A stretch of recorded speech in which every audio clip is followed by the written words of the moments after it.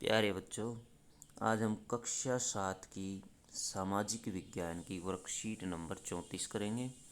Worksheet number 34, ईश्वर से अनुराग। देखिए बच्चों, नामपंथी सिद्ध और योगी। नामपंथी सिद्ध और योगी ये कहाँ हुए हैं, इनका स्थान और समय देखिए। उत्तरी भारत में इनका स्थान था और 12वीं शताब्दी के आसपास इन्होंने अपना समय काल बिताया।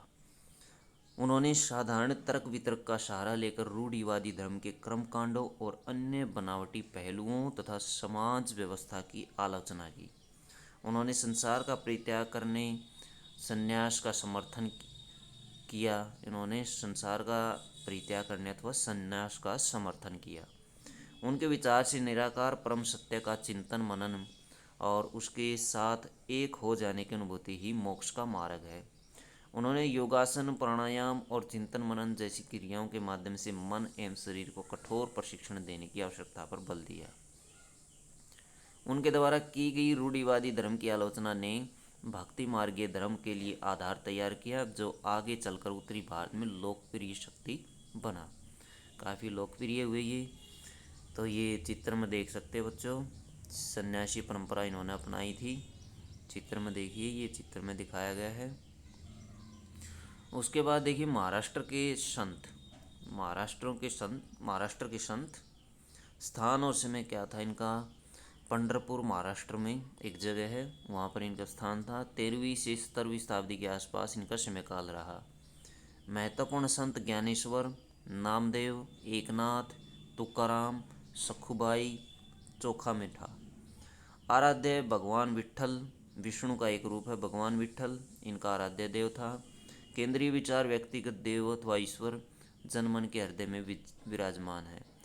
इन्होंने अपने विचार प्रस्तुत किए कि ईश्वर सबके हृदय में विराजमान है। स्थानीय भाषा मराठी, और मराठी भाषा में इन्होंने गीत लिखे। इन संत कवियों ने सभी प्रकार के कर्मकांडों, पवित्रता के ढोंगों और जन्म पर आधारित सामाजिक अंतरों का विरोध किया। उन्होंने संन्यास के विचार को भी ठुकरा दिया और किसी भी अन्य व्यक्ति की तरह रोजी रोटी कमाते हुए परिवार के साथ रहने और विनम्रतापूर्वक बच्चों विनम्रतापूर्वक क्या किया, ज़रूरतमंदों साथी से व्यक्तियों की सेवा करते हुए जीवन बिताने को अधिक पसंद किया। तो बच्चों, विनम्रतापूर्वक ज़रूरत साथियों की सेवा करते हुए जीवन बिताने को अधिक पसंद किया इन्होंने, यानी इन्होंने सामान्य जीवन बिताना अधिक पसंद किया। उन्होंने इस बात पर बल दिया कि असली भक्ति दूसरों के दुखों को बांट लेना है। इससे एक नए मानवतावादी विचार का उद्भव हुआ, जैसा कि सुप्रसिद्ध गुजराती संत नरसिंह मेहता ने कहा था। एक संत थे नरसिंह मेहता, उनकी कुछ पंक्तियां हैं। वैष्णव जन तो तेने कहिए पीर पराई जाने रे। तो ये विचार जो है ये सबके हृदय को मोहने वाले थे और ये सबको एक समान मानने वाले विचार थे। भगवान विट्ठल विष्णु का एक रूप है और इसकी आराधना ने वारकरी संप्रदाय का जन्म दिया, जो पंढरपुर की वार्षिक तीर्थ यात्रा पर जोर देता है। विट्ठल संप्रदाय का भक्ति के शक्तिशाली उपादान के रूप में उदय हुआ और लोगों में काफ़ी लोकप्रिय हुआ। सखुबाई एक महिला थी बच्चों। निम्नलिखित प्रश्नों के उत्तर दीजिए। तो प्रश्न देखिए बच्चों, नामपंथी सिद्धों और योगियों के विश्वासों और आचार व्यवहारों का वर्णन करें। तो इनके विचारों का वर्णन इस प्रकार है बच्चों। तो यहाँ से लेकर के ऊपर से लेकर के नीचे तक ये आप इसमें लिख देंगे। तो बच्चों ये थे इनके विचार।